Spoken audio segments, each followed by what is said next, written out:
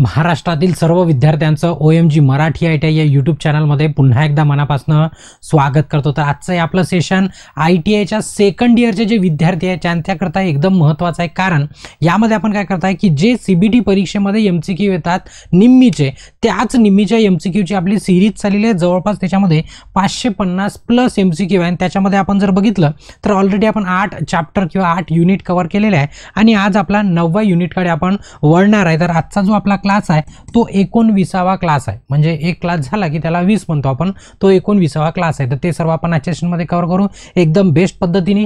महाराष्ट्रात असा कंटेंट तुम्हाला कुठेच मिळणार नाही। पण सुरू करण्याच्या अगोदर जर तुम्ही चॅनलवरती नवीन असाल तर आठवणीने काय करा, चॅनलला सबस्क्राइब करा आणि बेल आयकॉन दाबून ऑल नोटिफिकेशन ऑन करा, कारण जेव्हा केव्हा मी या प्रकारचा नवीन व्हिडिओ अपलोड करणार तर तुम्हाला त्याचं नोटिफिकेशन यायला हवं। ठीक आहे, तर आपण आता सेशनकडे वळू। म्हणजे जो प्रश्न आहे आजचा पहिला, तर प्रश्न क्रमांक जर बघाल तुम्ही तर क्रमांक 107 आहे। याचा अर्थ असा नाही की आजचाच 107 आहे, आजचा पहिला प्रश्न आहे त्याचा नंबर 107 आहे, कारण याच्यापूर्वी 106 प्रश्न आपण कव्हर केलेला आहे। ठीक आहे, सुरू करतो। प्रश्न 2 भाषेमध्ये, बाकीचं इन्स्ट्रक्शन द्यायची गरज नाही, प्रश्न निम्मीचे आहे आणि जेवढे गरजेचं आहे परीक्षेपुरतं तेवढं मी एक्सप्लेन करतो, कारण तुम्हाला याच्यापूर्वी सांगितलं की एक प्रश्न 10 मिनिटात होऊ शकते, एकही तास लागू शकतो एका प्रश्नाला आणि एका मिनिटात पण होऊ शकते। आता ते डिपेंड करतं किती डीपमध्ये आपण शिकतो ते सर्व, पण आता सध्या जेवढ्या डीपमध्ये जायची गरज आहे तेवढ्याच डीपमध्ये तुम्हाला घेऊन चालतो। ठीक आहे, बघा पहिला प्रश्न आहे की, आणि बघा महत्त्वाचं की आजचं जे सेशन आहे ना AC ड्राईव्ह आहे, AC आणि DC ड्राईव्ह। ड्राईव्ह म्हणजे काय की फिरणारं जर कोणतं आपलं काम असणार, फिरणार म्हणजे फिरवण्याकरता कोणतं जर काम वापरत असणार, जर ड्राईव्ह कंपनीमध्ये खूप साऱ्या मशीन्स असतात, त्याला स्पीड कंट्रोल करावी लागते। कधी मशीन AC असतं, कधी मशीन DC असतं, तर ते स्पीड कंट्रोल करून त्याला आपण ऑपरेट करतो, कंट्रोलिंग करतो, त्याला आपण ड्राईव्ह म्हणतो। काय म्हणतो आपण? ड्राईव्ह म्हणतो। तो AC पण असू शकतो, DC पण, बस त्याच आधारावरती काय आहे आजचे प्रश्न आहे। ठीक आहे, मी सुरू करतो। बघा, म्हणजे जे मेन सांगितलं ते डोक्यामध्ये आपल्या सेव्ह ठेवायचं। त्याच्यानंतर बघा पहिला प्रश्न, कोणती नियंत्रण प्रणाली AC आणि DC मोटरमध्ये गती नियंत्रणासाठी खूप कमी ऊर्जा वापरते? खूप कमी ऊर्जा वापरते असं विचारलं। आता सर्वच कंट्रोल करू शकते, बघ AC ड्राईव्ह असो किंवा DC ड्राईव्ह। ड्राईव्ह म्हणजे मोटरसोबत वापरलेलं स्पीडला कंट्रोल करणारा मेकॅनिझम, त्याला ड्राईव्ह म्हणतो। तर कोण कमी ऊर्जा खर्च करते असं विचारलं। बघा, फील्ड कंट्रोल आहे, ड्राईव्ह नियंत्रण आहे, ड्राईव्ह कंट्रोल आहे, व्होल्टेज नियंत्रण आहे, आर्मेचर, सर्वच याने आपण कंट्रोल करू शकतो। पण सर्वात कमी ऊर्जा जर खर्च होत असणार ते ड्राईव्ह कंट्रोलमध्ये सर्वात कमी ऊर्जा खर्च होते। ठीक आहे, हे वेगळ्या पद्धतीचं मेकॅनिझम, म्हणजे या सर्वांचं मिळूनच हे मेकॅनिझम बनलेलं असतं। याच्यामध्ये एनर्जी कसं होते, कमी ऊर्जेचा वापर केला जातो, म्हणजे याचं बी उत्तर काय झालं, एकदम फायनल झालं। ठीक आहे, त्याच्यानंतरचा प्रश्न आहे बघा, कोणत्या ड्राईव्हचे ऑपरेशन मोडनुसार वर्गीकरण केले जाते? आता मोड म्हणजे काय, जसं आपल्या मोबाईलचा कधी सायलेंट मोड असतो, कधी व्हायब्रेशनवर असतो, असा वेगवेगळा मोड असतो। तर सेम टू सेम आता तुम्हाला मोड विचारला तर नेमकं कोणत्या मोडवरती जर राहिलं तर ते तुम्ही म्हणजे काय म्हणाल, कोणते मोडचे प्रकार आहेत? हे बेसिकचे मोडचे प्रकार आहे कोणते? एक कंटिन्युअस ऑपरेशन, आता एक लाईन तुमची कटलेली आहे, ते तुम्हाला मी लाईन इथे कव्हर करून देतो। ठीक आहे, अशी ही लाईन आहे। ठीक आहे, मोटर काय होऊ शकते तुमची? मोटर कंटिन्युअस चालू शकते। कशी चालू शकते? कंटिन्युअस, म्हणजे अशी सतत चालू शकते, त्याला काय म्हणतो आपण? कंटिन्युअस म्हणतो। काय म्हणतो आपण? कंटिन्युअस म्हणतो। ठीक आहे, एक शॉर्ट असतं, शॉर्ट म्हणजे थोड्या वेळासाठी चालू शकते, थोड्या वेळ चालतं आणि बंद होतं, ब्रेक देऊन देतो आपण, त्याला शॉर्ट म्हटलं जातं टायमिंग। आणि एक कशी असते, थोड्या वेळ चालते, बंद होते काही वेळ, मग पुन्हा चालवतो, पुन्हा बंद करतो, पुन्हा चालवतो, पुन्हा बंद करतो, म्हणजे असे 3 प्रकारे आपण ड्राईव्ह चालवतो। हे वेळेनुसार त्याचं जे कार्य आहे त्याची मोडनुसार त्याला वर्गीकरण केलं जातं। मग याला नेमकं काय म्हणतो आपण? बघा, ग्रुप ड्राईव्ह पण नाही, बघा हे सर्व ड्राईव्हचे प्रकार आहे बरं, पण इथं काय म्हटलंय मोडनुसार। तर मोड किती आपल्याकडे? 3 आहे। मोड किती आपल्या? 3 आहे। तर त्या 3 मोडवरती आधारित, तर मग त्याला आता याच्यापैकी 3 पैकी तुमच्याकडे एकच ऑप्शन दिसतंय, कोणता? बघा, इंडिव्हिज्युअल ड्राईव्ह ऍक्च्युअलमध्ये हा ड्राईव्ह आहे बरं, चुकीचं नाही आहे, पण मोडनुसार फक्त इथे एकच ऑप्शन दिलेला आहे, कंटिन्युअस ड्राईव्ह किंवा सतत ड्राईव्ह, म्हणजे सतत काम करणारी ड्राईव्ह, म्हणजे हे पहिल्या नंबरची त्याचा ग्राफ आहे। ठीक आहे, इथं ऑप्शन काय आहे? डी, त्याचं काय झालं?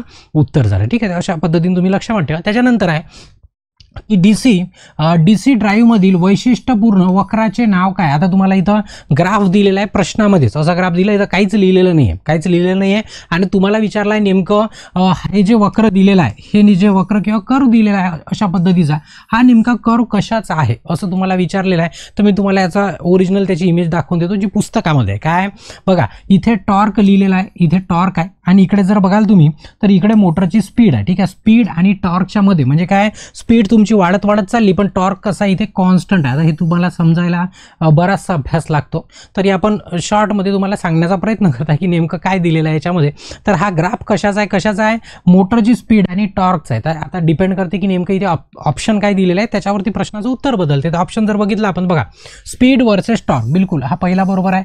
स्पीड वर्सेस विरुद्ध टॉर्क, कारण की या ॲक्सिसवरती काय दिलेलं आहे, या ॲक्सिसवरती इथे दिलेला आहे टॉर्क दिलेला आहे. काय दिलेला आहे, टॉर्क दिलेला आहे. आणि या ॲक्सिसवरती काय दिलेली आहे, स्पीड दिलेली आहे. म्हणजे स्पीड आणि टॉर्कचा हा कर्व आहे, किंवा त्याला कॅरेक्टरिस्टिक्स पण म्हटलं जातं, पण सध्या आपण त्याला कर्व म्हणू, वक्र म्हणू, जे काही म्हटलं आहे प्रश्नामध्ये तेच म्हणू. त्याचं हे उत्तर काय झालं, एकदम परफेक्ट झालं. ठीक आहे, चला नंतरचा प्रश्न घ्या.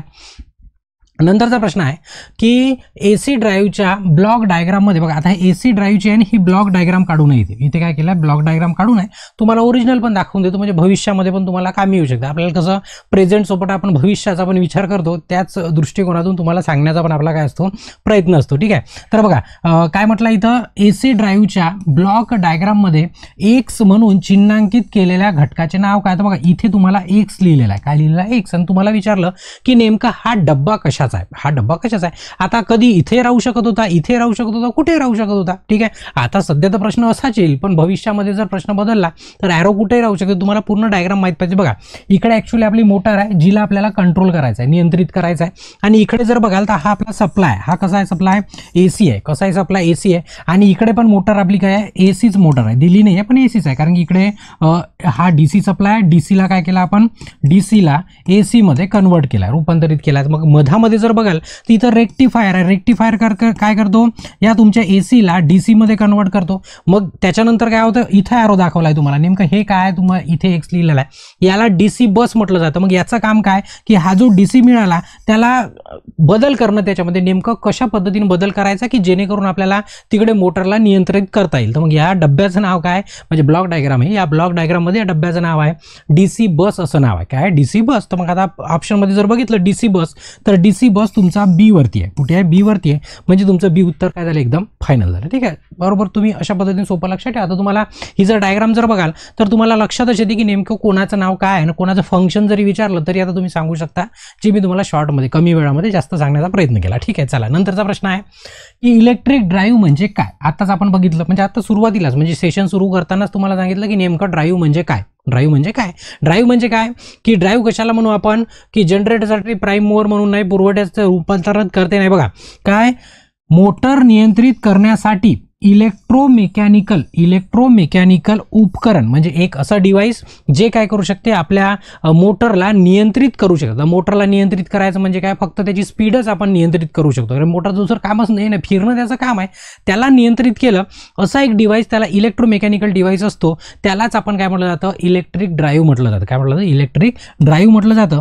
तर हे याचं ऑप्शन C काय झालं, एकदम परफेक्ट झालं. ठीक आहे, नंतरचा प्रश्न आहे DC मोटरमधील BOP. ठीक आहे, BOP म्हणजे नेमकं काय. आता इथं ॲक्च्युली शॉर्टकट दिलेलं, एकदम पाठच करायचं, याला काही उपाय नाही आहे. तर BOP म्हणजे काय होते, त्याला म्हटलं जातं बेसिक ऑपरेशनल पॅनल म्हटलं जातं. आता तुम्हाला समोर पुन्हा तुम्हाला दाखवतोच मी, काम पडलं की काय म्हणतो त्याला, बेसिक ऑपरेशन पॅनल. आता जसं तुम्ही कंट्रोल पॅनल बघितलं असेल ना, तशातलंच एक पॅनल, फक्त कसं थोडंसं आकाराने छोटं असतं. याच्यातनं काय करू शकतो, मोटर चालू बंद करायचं आहे, म्हणजे बेसिक काम मोटर चालू बंद रिव्हर्स करायसाठी आपण या BOP पॅनलचा वापर करतो. म्हणजेच त्याला आपण काय म्हणतो, बेसिक ऑपरेशनल पॅनल म्हणतो. पुन्हा तुम्हाला समोर दिसणारच, तर सध्या फक्त हे पाठ करायचं दिसणार, म्हणजे मी तुम्हाला दाखवतो. ठीक आहे, फक्त प्रकार वेगळे असतात, मी जे दाखवतो तो प्रकार. ठीक आहे, बघा डायनामिक आणि ट्रान्झिएंटनुसार ड्रायव्हरचे वर्गीकरण कोणते आहे. आता तुम्हाला विचारलं आहे की डायनामिक आणि ट्रान्झिएंटनुसार, बघा प्रकार याच्या पूर्वी आपण त्याच्या ड्युटीप्रमाणे पाहिलं होतं, कंटिन्युअस होती,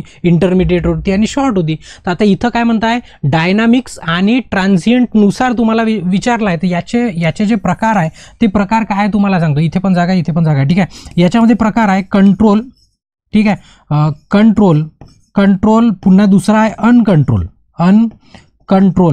अनकंट्रोल, ठीक आहे, ट्रान्झिएंट, अनकंट्रोल ट्रान्झिएंट, म्हणजे असे 2 प्रकार आहे याचे. पण याच्यामध्ये जर बघाल तुम्ही ऑप्शन दिलाच नाहीये, पण निम्मीने याचं उत्तर डी दिलेलं आहे. व्हेरिएबल पोझिशन कंट्रोल ड्राईव्ह असं त्याचं नाव ठेवलेलं आहे, पण ॲक्च्युअलमध्ये डायनामिक्स आणि ट्रान्झिएंटचे 2 प्रकार आहे. एक कंट्रोल आहे आणि एक कसं आहे अनकंट्रोल आहे. एक कंट्रोल आणि एक कसं आहे अनकंट्रोल आहे. असं काही हरकत नाही, तुम्हाला फक्त लक्षात ठेवायचं आहे की याचं डी उत्तर काय झालं, बिलकुल बरोबर आहे. कारण जे ऑप्शन पाहिजे आपल्याला, जे पुस्तकामध्ये आहे ते इथं दिलंच नाहीये, ठीक आहे. चला, काय हरकत नाही. तरी याचं डी उत्तर काय झालं एकदम परफेक्ट निम्मीच्या हिशोबाने. माझ्या हिशोबाने त्याच्यात उत्तरच नाही आहे, पण आता उत्तर नाही म्हणजे काय, यापैकी नाही तसं ऑप्शन नाही आहे, नाही तो मारला असता आपण, कोणताच नाही म्हणून डी मारून टाकला आपण, ठीक आहे. बघा, ड्राईव्ह सर्किटमध्ये पॉवर कंट्रोलरचे कार्य काय आहे तुम्हाला विचारलं आहे की ड्राईव्ह सर्किटमध्ये सर्किट असते ना, तर नेमकं पॉवर कंट्रोलरचे कार्य काय असं विचारलं आहे. तर पॉवर कंट्रोलरचं कार्य काय असणार, तो लोड नसलेल्या स्थितीत अलार्म वाजवतो, नाही तशा याच्यामध्ये नाही. हे मोटरची ओव्हरलोडिंग स्थिती शोधते, स्थिती काय करते शोधते, म्हणजे जर ओव्हरलोडिंग जर होत असणार आपल्या मोटरवरती, ड्राईव्हवरती, तर तो शोधतो कोण, पॉवर कंट्रोलर. आणि मी जेवढं हायलाईट करताय ना तेवढं लक्षामध्ये ठेवा, त्याच्यामध्येच तुमचं उत्तर आहे, त्याच प्रश्नाचं तेच उत्तर आहे. तर फक्त एक कीवर्ड असतो तो लक्षामध्ये ठेवायचा, ठीक आहे. तर पॉवर कंट्रोलर काय करतो, ओव्हरलोडिंग जर होत असणार तर ते त्यात शोधून काढतो, ठीक आहे. तर म्हणून त्याचं बी उत्तर काय झालं, एकदम परफेक्ट झालं, ठीक आहे.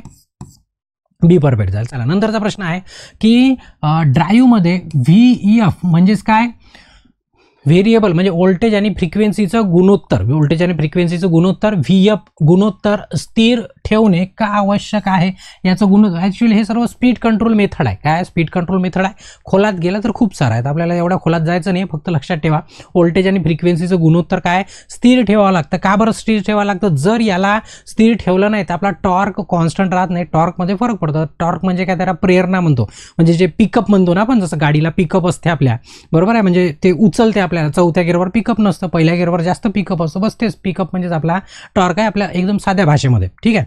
तर आता तुम्हाला विचारलं आहे की नेमकं का बरं गुणोत्तर ठेवणं आवश्यक आहे, तर त्याच्यासाठी जर ऑप्शन तुम्ही बघितला तर ऑप्शन आहे तुमचा की सर्व वेगवर रेट केलेला टॉर्क राखा. म्हणजेच काय की टॉर्क तुम्हाला कॉन्स्टंट राखता आला पाहिजे. तुम्हाला याच्यापूर्वी एक डायग्राम दाखवली होती, कोणती डायग्राम दाखवली होती, ही डायग्राम, की तुमची स्पीड कितीही होत गेली तरी तुमचा टॉर्क कसा असला पाहिजे, कॉन्स्टंट असला पाहिजे. स्पीड कितीही असो, टॉर्क कॉन्स्टंट असला पाहिजे. हे सर्व कधी शक्य आहे, जेव्हा तुम्ही व्होल्टेज आणि फ्रिक्वेन्सीचा रेशो जे आहे, रेशो म्हणजेच त्याला आपण काय म्हणतो, गुणोत्तर म्हणतो. काय म्हणतो, रेशो म्हणजेच त्याला गुणोत्तर म्हणतो. त्या रेशो कसा असला पाहिजे, कॉन्स्टंट असला पाहिजे. रेशो कसा असला पाहिजे, कॉन्स्टंट, बरोबर आहे. म्हणून याचं डी उत्तर काय, डी उत्तर एकदम बरोबर आहे. तेव्हाच आपला टॉर्क काय असतो, एकदम कॉन्स्टंट असते. टॉर्क कॉन्स्टंट असला पाहिजे, तेव्हाच आपली मोटर व्यवस्थित पद्धतीने कंटिन्युअस मध्ये चालते, ठीक आहे. त्याच्यानंतर आहे की इलेक्ट्रिक ड्राईव्ह सिस्टममध्ये कोणता पॉवर मॉड्युलेटर वापरला जातो. बघा काय विचारलं आहे, इलेक्ट्रिक ड्राईव्हमध्ये कोणता पॉवर मॉड्युलेटर वापरला जातं असं तुम्हाला विचारलं. तर इथं एक लक्षामध्ये ठेवाल, त्याला सायक्लो कन्व्हर्टर म्हटलं जातं. काय म्हटलं, सायक्लो. बघा सायको वेगळा आहे, सायको वेगळा आहे आणि सायक्लो वेगळा आहे. सायक्लोचं काम काय, सायक्लो एसीला एसी मध्येच कन्वर्ट करते, पण एसी मध्ये कन्वर्ट करते म्हणजे याचा अर्थ काय सर, की व्हेरिएबल फ्रिक्वेन्सी करते. काय करते, व्हेरिएबल फ्रिक्वेन्सी, म्हणजे फ्रिक्वेन्सीला काय करते, व्हॅरी करते. काय करते, व्हॅरी करते, म्हणजे व्हेरिएबल फ्रिक्वेन्सी, त्याला सायक्लो कन्व्हर्टर असं म्हटलं जातं. तर एवढं डिटेलची गरज नाही, फक्त याचं उत्तर ए आहे. आता दिसला सायको म्हणून त्या सायको नाही, तो सायक्लो आहे, लक्षात ठेवा, म्हणजे कन्फ्युजन नको व्हायला. असं तुम्हाला वाटायचं की सायको आहे, तुम्ही लक्षात सायको म्हणून लक्षात ठेवू शकता, पण सायक्लो कन्व्हर्टर आहे, ठीक आहे. त्याच्यानंतरचा प्रश्न आहे की ड्राईव्ह सिस्टममध्ये कोणत्या प्रकारचे सेन्सिंग युनिट कार्यरत आहे. आता कोणताही ड्राईव्ह असला, मेन काम काय की मोटरचा वेग नियंत्रण करणं. तर मग तुम्ही सेन्सर पण कशासाठी लावाल, त्याच्या वेगालाच नियंत्रण करत आहो की नाही, होत आहे की नाही हे शोधण्यासाठी. तर मग कशासाठी, स्पीड सेन्सिंग सेन्सर लावले असतात. कोणते असतात, स्पीड सेन्सिंग. कारण की बघा लक्षात ठेवा, ड्राईव्ह म्हणजे फिरणारा आणि त्याच्या फिरण्यावरच आपल्याला लक्ष ठेवायचं आहे ना.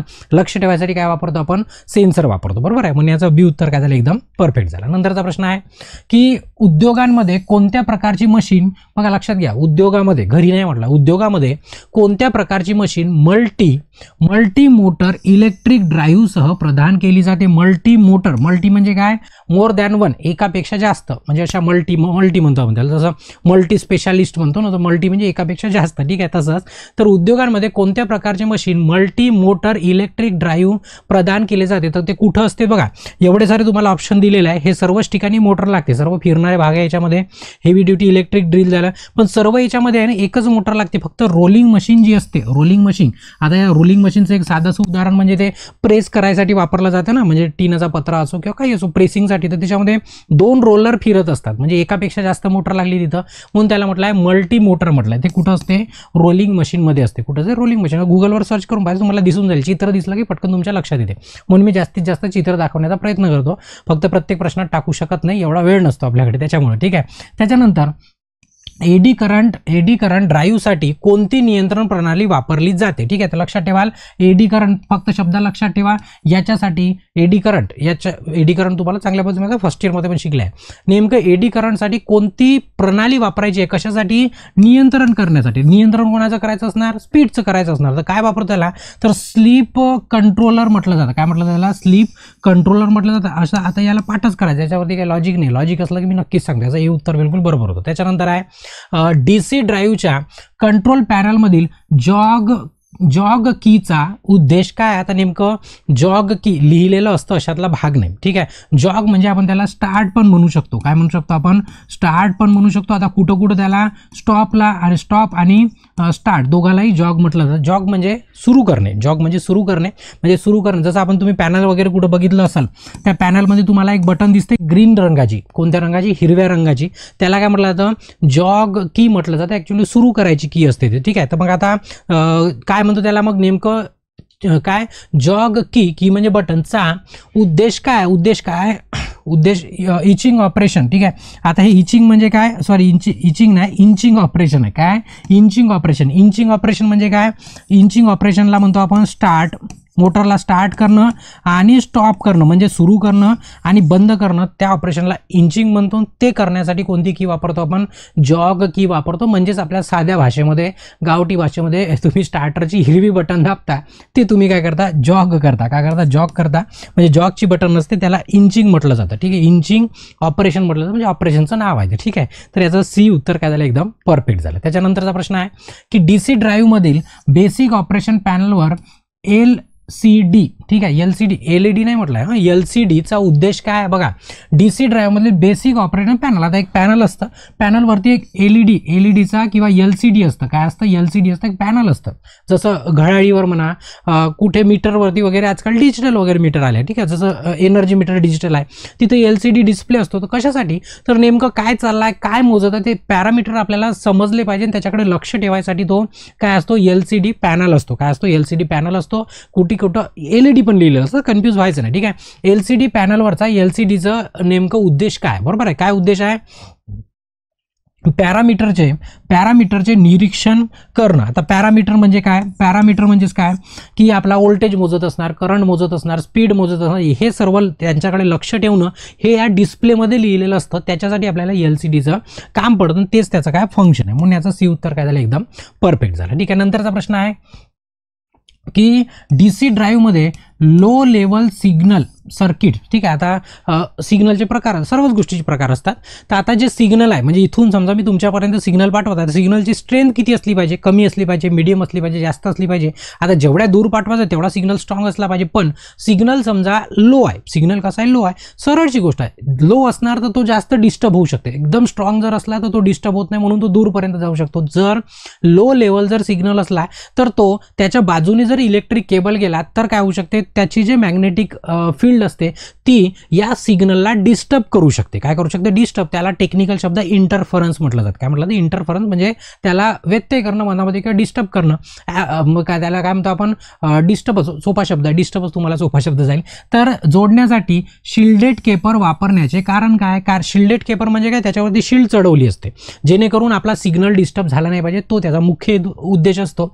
तर कनेक्शन सोपे व्हावे, चांगले दिसणे, यांत्रिक जखमेपासून संरक्षण करणे, बघा विद्युत म्हणजेच काय, इलेक्ट्रिक हस्तक्षेप दूर करते, म्हणजेच काय, इलेक्ट्रिक जे इंटरफरन्स आहे, इंटरफरन्स तो काय करतो आपण, दूर करतो किंवा एलिमिनेट करण्यासाठी आपण शिल्ड करतो त्या केबलला, म्हणजे एकदम पॅक करून पाठवतो. पॅक म्हणजे त्याला शिल्डिंग कवर, आवरण दिलं जातं, जेणेकरून इलेक्ट्रिक केबलमुळं त्याच्या मॅग्नेटिक फील्डनी आपला सिग्नल डिस्टर्ब झाला नाही पाहिजे. ठीक आहे, चला मग याचं डी उत्तर काय होतं, परफेक्ट. आता एक्सप्लेन करायला खूप सारं आहे माझ्याजवळ, पण जेवढं कामाचं आहे तेवढंच तुम्हाला मी देण्याचा प्रयत्न करतो. ठीक आहे, कारण की मी जर सुरू झालो तर मग एकच प्रश्न आपला तासभर चालू शकते. ठीक आहे, चला पहिला नंतरचा प्रश्न आहे, कोणते उपकरण एसी ड्राईव्हमधील एसी मोटरचा वेग नियंत्रित करते. ठीक आहे, कोणते उपकरण एसी ड्राईव्हमध्ये, आता एसी ड्राईव्ह आहे म्हणजे 100% त्याच्यामध्ये मोटर पण कोणते वापरले असणार, एसी, म्हणून त्याचं नाव काय ठेवलं, एसी ड्राईव्ह. डीसी ड्राईव्ह म्हटलं त्याच्यावर मोटर कोणती वापरली असणार, डीसी वापरली असणार. बरोबर आहे. तर तुम्हाला इथं विचारलं आहे की एसी ड्राईव्हमधील एसी मोटरचा वेग नियंत्रण करते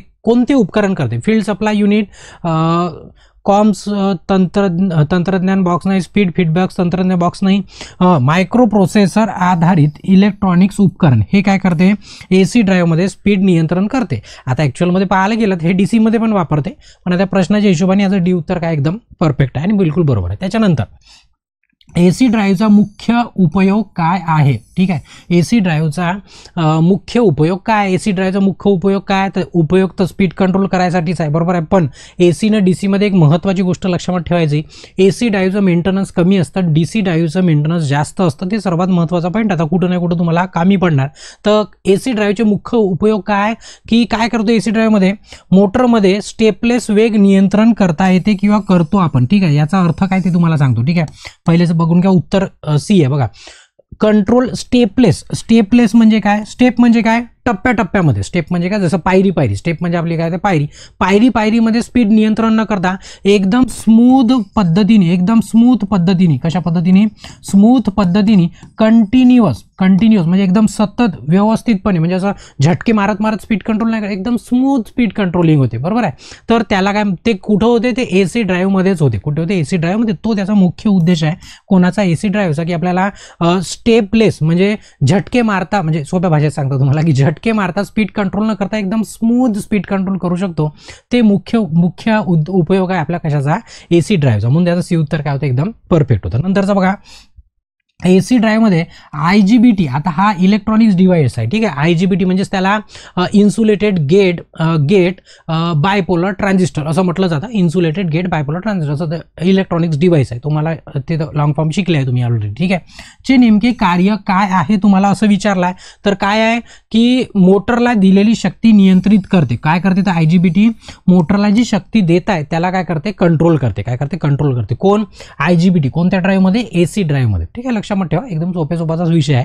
ठीक आहे, चला नंतरचा प्रश्न आहे, हाय स्पीड ऑपरेशनसाठी एसी ड्राईव्ह अधिक योग्य का आहे. आता बघा काय आलं, ॲक्च्युली इथं ॲडव्हान्टेजेस विचारला गेलेला आहे कशाचा, की एसी ड्राईव्हच्या ऑपरेशन म्हणजे हाय स्पीड ऑपरेशनसाठी एसी ड्राईव्ह का बरं वापरला जातो, का बरं चांगला आहे. तर आता बऱ्यापैकी आपण त्याच्यावरती डिस्कशन केलेलंच आहे. प्रारंभिक बांधकाम मजबूत नाही, काय, नो ब्रशेस आणि कम्युटेशन, याच्यामध्ये ब्रशेस पण नसतं आणि हे कम्युटेशन नावाची बिमारी आहे. कम्युटेशन नावाची जशी माणसाला बिमारी असते ना, तशी डीसी मशीनमध्ये बिमारी आहे. डीसी मशीनमध्ये बिमारी आहे. ठीक आहे, तर तिथे कम्युटेशन घडतं त्या ब्रशेस कम्युटेटर जवळ. तर त्या बिमारीमुळं स्पार्किंग होणं, ब्रशेस खराब होणं, म्हणजे असे बरेचसे प्रॉब्लेम होतात. ते सर्व एसीमध्ये नाही होत, कारण की एसीमध्ये ब्रशेसचं काही आपल्याला काम पडत नाही. तर नो ब्रशेस म्हणजे त्याच्यामध्ये ब्रशेस पण नाही आणि कम्युटेशन पण नाही, म्हणजे हे काय झालं त्याच्यासाठी एकदम बेस्ट आहे. त्याच्यामुळे आपण हाय स्पीडने चालवू शकतो. आणि ब्रश आले का काय झालं, स्पीडला लिमिटेशन्स येतं, कारण की तिथं काय होतं, फ्रिक्शन होतं, बरेचसे कारण आहे. ठीक आहे, फ्रिक्शन म्हणजे त्याला घर्षण म्हणतात. म्हणून याचं डी उत्तर काय झालं, एकदम परफेक्ट झालं. नंतरचा प्रश्न आहे की डीसी ड्राईव्हच्या तुलनेत एसी ड्राईव्ह का म्हणजे ड्राईव्हचा फायदा काय आहे. मग आत्ताच आपण बोलत आहोत की डीसीच्या तुलनेत एसी ड्राईव्हचा फायदा काय, एसी एकदम बेस्ट आहे. मेंटेनन्स शून्य नाही म्हणता येईल, शून्य कोणाचंच नाही राहत, पण एकदम मेंटेनन्स कमी, सर्वच गोष्टींना आपल्याला ते फायदेशीर ठरतं. तर इथं विचारलं आहे की स्थापना आणि चालवण्याची किंमत कमी लागते. स्थापना म्हणजे इन्स्टॉलेशन करायलाही कमी खर्च आहे आणि त्याला चालवण्यासाठी म्हणजेच त्याला देखभाल वगैरे कमी करावी लागतो डीसीपेक्षा. म्हणून एसी काय एकदम बेस्ट आहे डीसीपेक्षा. ठीक आहे, चला नंतरचा प्रश्न आहे, ड्राईव्हमधील पहिल्या क्वाड्रंटमध्ये कार्यरत सिंगल क्वाड्रंट लोडचा वापर कोणता आहे? आता पहिले प्रश्न समजणं सर्वात महत्त्वाचं आहे. जे आपल्या मोटार असतात ना 4 क्वाड्रंटमध्ये ऑपरेशन होतं. तुम्हाला इमेजेस दाखवून देतो म्हणजे तुमचा क्लिअरच होऊन जाईल. ठीक आहे, आपल्या मोटरचं जे आहे 4 क्वाड्रंटमध्ये, हे झालं तुमचं पहिलं क्वाड्रंट, हे झालं दुसरं क्वाड्रंट, हे झालं तिसरं क्वाड्रंट आणि हे झालं तुमचं चौथं क्वाड्रंट. ठीक आहे, आता पहिल्या आणि तिसऱ्या क्वाड्रंटमध्ये काय होतं? मोटरिंग ऑपरेशन होतं. काय होतं? मोटरिंग ऑपरेशन होतं. ते मोटरिंग फॉरवर्ड होतं आणि हे मोटरिंग रिव्हर्स होतं. बरोबर आहे, मोटरिंग ऑपरेशन म्हटलं जातं. मोटर म्हणजे फिरणे.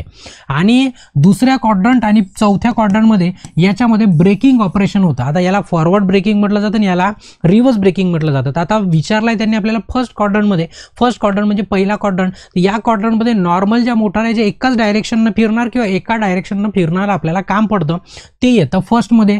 तर उदाहरणार्थ जर तुम्ही बघितलं, एक आहे उदाहरणार्थ म्हणजे एकाच डायरेक्शननं फिरणार आहे. जसं आपल्याकडे फॅन असतं, ब्लोअर असतं. बरोबर आहे, हे सर्व काही एकाच डायरेक्शननं, तर ते सर्व काय येतात? फर्स्ट क्वाड्रंटमध्ये येतात. कुठं येतात? First quadrant.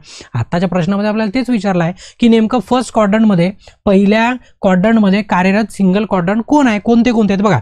हॉइस्ट आहे, दोन्ही डायरेक्शन, एलिव्हेटर आहे, कन्व्हेयर आहे. हे काय होतंय? फॉरवर्ड पण होऊ शकते, रिव्हर्स पण होऊ शकते, दोन्ही डायरेक्शन फिरू शकते. म्हणजे एका क्वाड्रंटमध्ये आहे का? नाही आहे. पण सेंट्रीफ्युगल पंप आपण काय रिव्हर्सनं फॉरवर्ड नाही करत. ज्यानी सुरू आहे, ज्या डायरेक्शननी सुरू आहे तो त्याच डायरेक्शननी फिरतो. म्हणून मी सांगितलं सेंट्रीफ्युगल पंप झाला. आता उदाहरण दिलं, सेंट्रीफ्युगल पंप पण आला, दुसरा फॅन पण आला, तिसरा एखादा पंप पण आला, तो सेंट्रीफ्युगल पंपच आला त्याच्यामध्ये. चौथा जर पकडलं तर ब्लोअर पण आला त्याच्यामध्ये. काय आला? ब्लोअर. आता हे सर्व तुम्हाला सध्या कामाचं नाही, भविष्यामध्ये कामी येऊ शकते. हे सर्व काय आहे? म्हणून हे डी उत्तर काय झालं या प्रश्नाचं? एकदम परफेक्ट झालं. ठीक आहे, नंतरचा प्रश्न बघा. नंतरचा प्रश्न आहे की डीसी ड्राईव्हमध्ये फील्ड सप्लाय युनिट, ठीक आहे, FSU लक्षात घ्या, सर्वात महत्त्वाचं. फील्ड सप्लाय युनिट म्हणजेच काय? फील्डला सप्लाय देणारा युनिट. तर तुम्हाला फील्ड म्हणजे काय ते माहीत पाहिजे. तर डीसी मोटर सर्वांना माहीत आहे. इथे ही काय असते? आपली फील्ड वाइंडिंग आहे. इथे जर बघाल तुम्ही तर बघा, इथं फील्ड वाइंडिंग लिहिलेलं आहे. ही फील्ड वाइंडिंग आहे. हा फील्ड वाइंडिंग काय झाली? अशी फिरत इकडून बाहेर निघली. आता याला द्यावा लागतो आपल्याला सप्लाय. याला द्यावा लागतो सप्लाय, डीसी सप्लाय. कोणता सप्लाय? डीसी. आता जर डीसी सप्लाय दिला, लाईट गेली, फ्लक्च्युएशन झालं, व्होल्टेज कमी जास्त झाला, तर फ्लक्स पण काय होऊ शकते? कमी जास्त होऊ शकते. मग त्याच्यासाठी काय केलं जातं? एक डिव्हाइस वापरलं जातं जे कॉन्स्टंट त्याला सप्लाय देतं. कॉन्स्टंट सप्लाय दिल्यामुळे काय होतं की त्याला म्हटलं जातं फील्ड सप्लाय युनिट म्हटलं जातं. काय म्हटलं? म्हणजे त्याला स्पेशल सप्लाय द्यायसाठी युनिट ठेवलं जातं. मग त्याचे कार्य काय आहे असं विचारलंय. जर कार्य तुम्ही बघितलं तर मोटरची फील्ड वाइंडिंग व्हेरिएबल, मोटरच्या फील्ड वाइंडिंगला स्थिर व्होल्टेज प्रदान करणे. बघा, मोटरच्या फील्ड वाइंडिंगला स्थिर व्होल्टेज प्रदान करणे ते कोणाचं काम आहे? फील्ड सप्लाय युनिटचं आहे. जर व्होल्टेज कमी जास्त झालं तर फ्लक्स पण कमी जास्त होतं, मग टॉर्क पण कमी जास्त होतं, मग स्पीड पण कमी जास्त होतं, मग आपली मोटर मग ते आवाज करायला लागते. म्हणजे आपलं काम पाहिजे तसं होत नाही. म्हणून तिथं काय वापरलं जातं? फील्ड सप्लाय युनिट वापरलं जातं. तर हे म्हणून याचं सी उत्तर काय झालं? एकदम परफेक्ट झालं. ठीक आहे, चला नंतरचा प्रश्न आहे डीसी ड्राईव्हचा तोटा काय आहे? ठीक आहे, तोटा म्हणजेच काय? नुकसान म्हणू शकतो किंवा डिसएडव्हान्टेज पण म्हणू शकतो आपण. कोणाचं? डीसी ड्राईव्हचं. तर आता तुम्ही याच्यामध्ये बघाल, हाय स्पीड ऑपरेशनसाठी योग्य नाही. बिलकुल बरोबर. हाय स्पीड आत्ताच मगाच बघितलं आपण. हाय स्पीडसाठी आपण काय करतो? हाय स्पीडसाठी आपण AC ड्राईव्ह वापरतो. कोणता वापरतो? AC drive. कारण त्याच्यात कम्युटेशन होत नाही, त्याच्यामध्ये ब्रशेस राहत नाही. तर आपण हाय स्पीडसाठी DC वापरू शकत नाही, म्हणजे योग्य नाही. म्हणून याचं ए ऑप्शन काय झाला? म्हणजे ते तोटा आहे ना आपला, DC वापरू शकत नाही आपण. बरोबर. म्हणून याचं उत्तर काय झालं? परफेक्ट झालं. ठीक आहे, त्याच्यानंतर आहे AC ड्राईव्ह मधील बेसिक ऑपरेशन पॅनल. मग तुम्हाला म्हटलं का BOP. ठीक आहे, त्याच्यामध्ये LCDचा उद्देश काय? सेम प्रश्न मग आला होता. हे LCD आहे, ही काय LCD. मग तुम्हाला म्हटलं मी डायग्राम दाखवतो. याचा मेन उद्देश काय?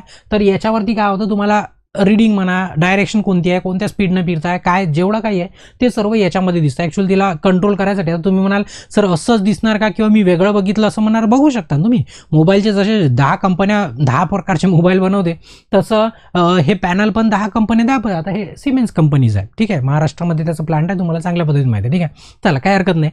तर याचं काम काय नेमकं? तर आत्ताच मगाच प्रश्न बघितला की ड्राईव्हच्या पॅरामीटरचे निरीक्षण करणं. म्हणजे याचं बी उत्तर काय झालं? एकदम परफेक्ट झालं. ठीक आहे, त्याच्यानंतर आहे की रोटेशनची दिशा बदलवण्यासाठी AC ड्राईव्हच्या BOP म्हणजेच आपण त्याला काय म्हणतो? आत्ताच बघितलं आपण की बेसिक ऑपरेशनल पॅनल म्हणतो आपण, ठीक आहे, basic operational panel BOP, long form आपल्याला फुल फॉर्म पण विचारला होता सुरुवातीलाच, ठीक आहे. तर हे जे पॅनल आहे त्याच्यामध्ये जर तुम्हाला दिशा बदलवायची असेल तर नेमकं तुम्ही कसं ऑपरेशन कराल? एकदम सोपं. दिशा बदलवायची आहे, सर्वात पहिले काय कराल तुम्ही? सर्वात पहिले त्याला ऑन कराल. काय कराल? ऑन कराल. मग त्याला काय कराल? रिव्हर्सची बटन दाबाल. ऑन केल्यानंतर रिव्हर्सची बटन दाबाल. सॉरी, ऑन केल्यावर पहिले मग तुम्हाला बंद करावं लागेल. काय करावं लागेल? बंद करावं लागेल. मग रिव्हर्स करावं लागेल. मग पुन्हा तुम्हाला सुरू करावं लागेल. ठीक आहे. इथं ऑप्शन जर बघितलं तुम्हाला ऑन करावं लागेल, ठीक आहे, म्हणजे ऑन राहील, ऑलरेडी ऑन राहील तो. मग त्याला तुम्ही काय कराल? पहिले बंद, म्हणजे हे एवढंच लक्षामध्ये ठेवा. काय कराल? पहिले बंद कराल, रिव्हर्स कराल, ऑन कराल, हे लक्षात ठेवा. पण ऑलरेडी ते सुरू असलं पाहिजे ना, सुरूच नाही आहे तर बंद कसं होणार? बरोबर आहे. ॲक्च्युली इथं पण ऑप्शन आहे ऑफ, रिव्हर्स आणि ऑन, हे दोन्ही ऑप्शन सारखे आहे. पण बंद कधी कराल? सुरू राहील तेव्हा. आणि त्यांनी थोडी सांगितलं प्रश्नात की सुरू आहे, म्हणून आपला सी वाला ऑप्शन बरोबर आहे. पहिले काय करायचं? सुरू करायचं, जे ऑलरेडी असतं सुरू असतं त्याला बंद करायचं, मग रिव्हर्स करायचं, मग पुन्हा ऑन करायचं. स्टोरी खतम. आपली मोटर काय होते? रिव्हर्स व्हायला सुरू होते, ठीक आहे. म्हणून याचं सी उत्तर काय झालं? एकदम परफेक्ट झालं. त्याच्यानंतरचा प्रश्न आहे की AC ड्राईव्हच्या BOP मधील प्रोग्राम डाटा बटनचा उद्देश काय? ठीक आहे. आता प्रोग्राम, आता बघा प्रत्येक कंपनीचं वेगळं असतं. इथं प्रोग्रामसाठी P लिहिलेलं आहे. सिमेन्स कंपनीचं जर असलं तर, ठीक आहे, P लिहिलेलं आहे. तर आता AC ड्राईव्हच्या BOP मधील प्रोग्राम डाटा बटनचं काम काय? सरळ आहे. प्रोग्राम किंवा डाटा, त्याच्यामध्ये डाटा स्टोअर करत असेल किंवा त्याला इन्स्ट्रक्शन आपण स्टोअर करतो, ते त्या बटनचं काम असणार. एकदम सोपं. आता कोण्या याच्यावरती डायरेक्ट प्रोग्राम डाटा असा ऑप्शनच असतो, पण इथं P लिहिलेला आहे फक्त, ठीक आहे. आता बघा काय काम असतं त्याचं काम असतं की प्रविष्ट केलेला डाटा आणि फॅक्टरी संग्रहित डाटा संग्रहित करण्यासाठी वापरलं जातं. म्हणजेच काय? जे काही इन्स्ट्रक्शन आहेत ते सर्व इन्स्ट्रक्शन त्याच्यामध्ये स्टोअर करण्यासाठी त्या डेटाची बटन किंवा प्रोग्रामची बटन तिथे वापरले जातात. बरोबर आहे. म्हणजे याचं बी उत्तर काय झालं? एकदम परफेक्ट झालं, ठीक आहे. नंतरचा प्रश्न आहे की DC मोटरमधील टॉर्कच्या प्रमाणात कोणते असते? बघा, DC मोटर 2 असतं. कोणत्या? जनरली तशा तर 4 असतं, पण जनरलचं बेसिक जर बघितलं, एक असते आपल्याकडे सिरीज मोटर, पुन्हा दुसरी असते शंट मोटर, ठीक आहे. आता इथं ना तुम्हाला शंट म्हटलं आहे ना तुम्हाला सिरीज म्हटलं आहे, बरोबर आहे. शंटसाठी वेगळा नियम आहे, सिरीजसाठी वेगळा नियम आहे. पण इथं काहीच नाही, फक्त DC मोटरमध्ये म्हटलं आहे की टॉर्क कशाच्या प्रमाणामध्ये असतं असं म्हटलं आहे. तर आता काही शंट सिरीज सांगितलं नाही, शंट वेगळं सिरीज वेगळं, पण आता काहीच बोललं नाही तर मी पण त्याच्याबद्दल बोलत नाही. तर लक्षात ठेवायचं, आर्मेचर करंटच्या प्रपोर्शनमध्ये असतं. प्रपोर्शन म्हणजे त्याच्या प्रमाणामध्ये असतं आर्मेचर करंटच्या. कोणाच्या? आर्मेचर करंटच्या, ज्याला आपण IA नी डिनोट करतो. कशाने डिनोट करतो? IA नी. म्हणून याचं डी उत्तर काय झालं? बरोबर. आणि सिरीज आणि शंट असं जर 2 शब्द टाकले का प्रश्नाचा विषय वेगळा होऊन जाईल, ठीक आहे. VF ड्राईव्ह, ठीक आहे. आता याला व्होल्टेज फ्रिक्वेन्सी किंवा व्हेरिएबल फ्रिक्वेन्सी ड्राईव्ह पण म्हटलं जातं, ठीक आहे. IGBT म्हणजे काय? आता IGBT मग सांगितलं, इन्सुलेटेड गेट बायपोलर ट्रान्झिस्टर, असं त्याचं नाव आहे. तर आपल्याला नावाचं काही करायचं नाही, फक्त म्हटलं आहे VF ड्राईव्हमध्ये IGBT म्हणजे काय? तर ते काय करतं? इन्व्हर्टर स्विचिंग डिव्हाइस आहे. ते काय? इन्व्हर्टर स्विचिंग डिव्हाइस म्हणून त्याला वापरलं जातं. म्हणून याचं हे उत्तर काय झालं? एकदम परफेक्ट झालं, ठीक आहे. नंतरचा प्रश्न बघा. नंतरचा आहे VSI, ठीक आहे. VSI ड्राईव्हचे कार्य काय आहे? आता बघा, VSI म्हणजेच काय की व्होल्टेज सोर्स इन्व्हर्टर. VSI म्हणजे काय? व्होल्टेज सोर्स, ठीक आहे, सोर्स आणि इन्व्हर्टर, ठीक आहे. आता लक्षामध्ये काय? इन्व्हर्टरचं काम काय? इन्व्हर्टरचं काम आहे DC ला AC करणं. DC ला काय करणं? AC करणं. पण निम्मीच्या याच्यामध्ये जर तुम्ही बघाल तर तुम्हाला B उत्तर दिलेलं आहे, AC to AC असं उत्तर दिलेलं आहे. पण हे उत्तर कसं आहे? चुकीचं आहे. ऍक्च्युअल जिथं कुठे इन्व्हर्टर शब्द लागला, लक्षात ठेवायचं, ते DCचंच AC मध्ये कन्वर्ट करू शकते. जे हे खास VSI आहे, म्हणजेच काय? व्होल्टेज सोर्स इन्व्हर्टर तो काय करतो? फ्रिक्वेन्सी काय करतो? बदल करतो. फ्रिक्वेन्सीमध्ये काय करतो? बदल करतो. तर याचं उत्तर काय असणार? DC to AC असणार. कन्वर्ट DC to AC हे कोणाचं काम आहे? हे ॲक्च्युअलमध्ये काम आहे व्होल्टेज सोर्स इन्व्हर्टरचं, हे मुख्य काम आहे, बरोबर आहे. म्हणून याचं उत्तर काय आहे?